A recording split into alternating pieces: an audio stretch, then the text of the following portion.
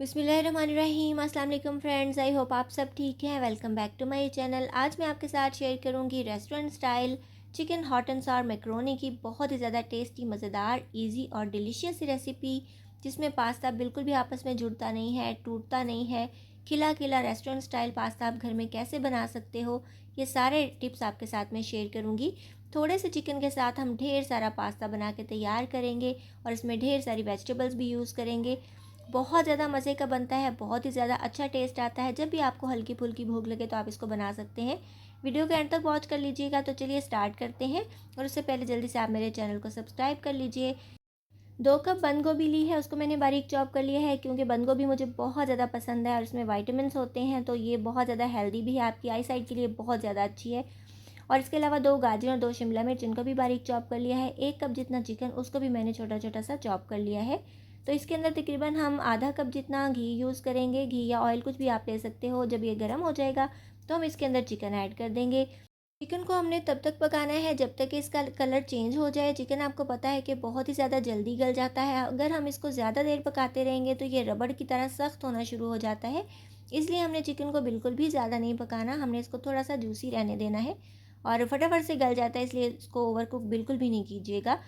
तो जल्दी से इसको स्टर फ्राई करते रहेंगे। आंच हमारी मीडियम है इस स्टेज पे, बिल्कुल भी ना तो बहुत ज़्यादा कम होनी चाहिए आंच, ना फिर बहुत ज़्यादा तेज़ होनी चाहिए, क्योंकि हमें चिकन का कलर चेंज नहीं करना।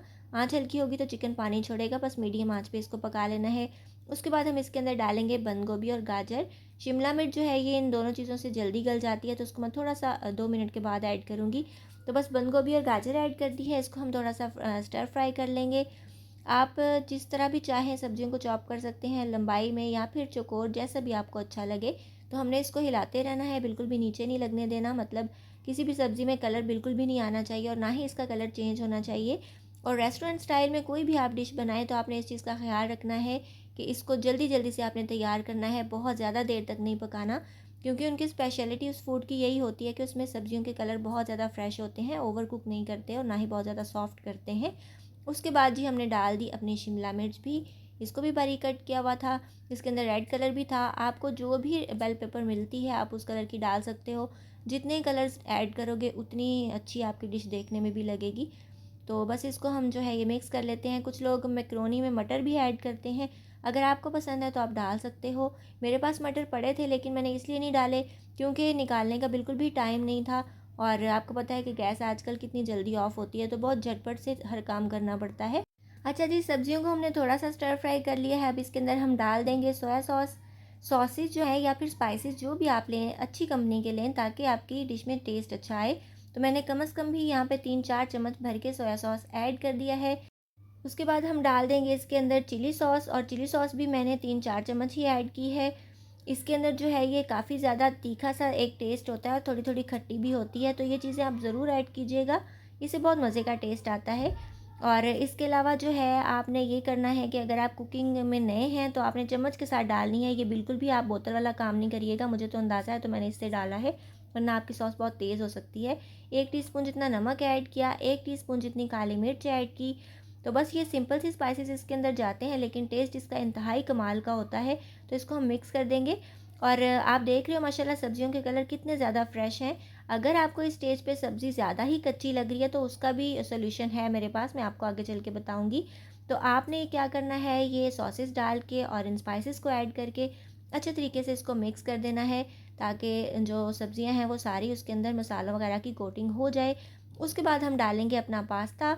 और पास्ता जो है ये तकरीबन आधा पैकेट था, जो एक बड़ा मैक्रोनी का पैकेट होता है ये आधा था। और इसको मैंने बॉईल कर लिया था। बॉईल करना आपने कैसे है, इसको बस खुला पानी लेंगे, उसमें थोड़ा सा नमक ऐड करेंगे, थोड़ा सा सिरका ऐड करेंगे, और 1 चम्मच भर के आपने कुकिंग ऑयल भी ऐड कर देना है। जब पानी अच्छे तरीके से बॉयल हो जाएगा तब आपने पास्ता ऐड करना है और थोड़ी थोड़ी देर के बाद हिलाते रहना है, वरना आपका पास्ता जुड़ जाता है और टूट भी जाता है। अगर आप ऑयल और सिरका यूज़ करोगे तो ये बिल्कुल भी नहीं जुड़ेगा और बहुत ही ज़्यादा खिला खिला रहेगा। और जब अच्छे तरीके से बॉयल हो जाएगा, सॉफ्ट हो जाएगा, तो आपने इसका पानी डिस्कार्ड कर देना है और बास्केट में डाल के ऊपर से आपने पानी से इसको एक बार नथार लेना है। जो एक्स्ट्रा स्टार्च होगी वो निकल जाएगी और आपका पास्ता कभी भी नहीं जुड़ेगा, ना ही टूटेगा, बिल्कुल खिला खिला रहेगा, बिल्कुल वैसा ही जैसा कि आप रेस्टोरेंट्स में खाते हो। तो ये देखिए मैं आपको दिखा रही हूँ, ये बिल्कुल भी आपस में जुड़ा नहीं है और बिल्कुल भी टूटा नहीं है, माशाल्लाह बहुत ज़बरदस्त लुक आई है। तो अब हमने क्या करना है, बस थोड़ा-सा पानी, तकरीबन 1/4 कप जितना पानी इसके अंदर 3-4 चम्मच बनते हैं, वो ऐड करेंगे और इसको हम अच्छे तरीके से मिक्स करेंगे और ऊपर से कवर करके जस्ट हमने 5 मिनट इसको स्लो फ्लेम पे पका लेना है। उससे ये होगा कि अगर कोई सब्ज़ी कच्ची है, मतलब बहुत ज़्यादा कच्ची है या फिर आपके पास्ता में कोई कसर है, तो वो बिल्कुल डन हो जाएगा और सारी सॉसेस, सारे मसाले आपस में जो हैं वो मिक्स हो जाएँगे और बहुत ही ज़बरदस्त सा इसमें फ्लेवर आ जाएगा। जैसे कि आप चावलों को दम देते हैं, सेम उसी तरह, लेकिन बहुत ज़्यादा देर नहीं और बहुत ज़्यादा पानी भी ऐड नहीं करना। मतलब अगर सब्जियाँ ओवर कुक हो जाएँगी तो बिल्कुल भी अच्छा नहीं लगेगा और पास्ता भी बहुत ज़्यादा सॉफ्ट नहीं होना चाहिए।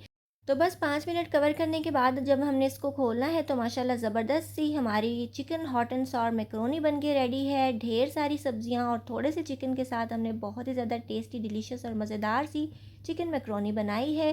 तो आप इसको ज़रूर ट्राई कीजिएगा और ऑलरेडी भी आपको मेरे चैनल पे ढेर सारी मैकरोनीज़ की रेसिपीज़ मिल जाएंगी, जिसमें चिकन चाउमीन है, वाइट सॉस पास्ता है, hot and sour chicken macaroni है, वेजिटेबल मैकरोनी है और इसके अलावा मैंने एक नूडल सूप बनाया था जो बहुत ही ज़्यादा टेस्टी और यमी लगता है। तो जैसे कि आजकल वेदर चेंज हो रहा है, आप उन सब डिशेस को ट्राई कर सकते हो। बहुत झटपट और क्विक हैं और बहुत ज़्यादा मज़ेदार भी हैं।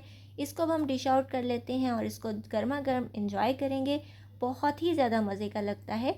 और एक मैंने वाइट सॉस पास्ता बनाया था जिसमें मैंने चीज़ यूज़ नहीं की थी, लेकिन उसमें बहुत ही ज़्यादा क्रीमी और चीज़ी सा टेस्ट आता है। तो उसके लिए मैंने क्या सीक्रेट ऐड किया था, उसके लिए आपको वीडियो वॉच करनी पड़ेगी। ये सारी वीडियोस की लिंक्स मैं डिस्क्रिप्शन बॉक्स में दे दूँगी और एंड स्क्रीन पे भी दे दूँगी ताकि आपको देखने में आसानी हो। सो आई होप व्यूवर्स आपको आज की वीडियो अच्छी लगी होगी। अगर आपको मेरी रेसिपीज़ अच्छी लगती हैं तो जल्दी से मेरे चैनल को सब्सक्राइब कर लीजिए, बेल आइकन प्रेस कर लीजिए ताकि जब भी मैं कोई न्यू वीडियो अपलोड करूँ उसका नोटिफिकेशन आपके पास टाइमली आ जाए।